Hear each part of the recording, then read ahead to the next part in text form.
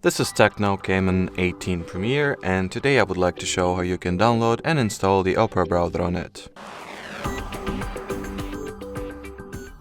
So to start, you will need to make sure that your smartphone is indeed connected to Wi-Fi or to any other kind of internet network.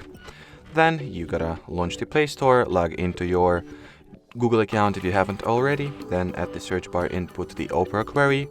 Once the needed app is found, you can tap at the install button directly from the search results, or you can also open its respective store page and tap at the install button over there. Doesn't really matter which route you'll go for, since they will ultimately provide you with an identical result. Let me just quickly reconnect myself to a bit faster Wi-Fi network, and I think I've entered the incorrect password, so I'll redo that real quick. So just to expedite the download and installation, or well, download mainly.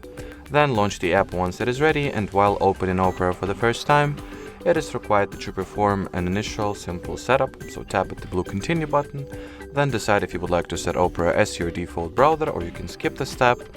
And over here you can either customize the data collection preferences or simply allow everything that the Opera needs, or at least everything that is asking for, and start using it. So that will be it for this video. Thanks for watching, and bye bye.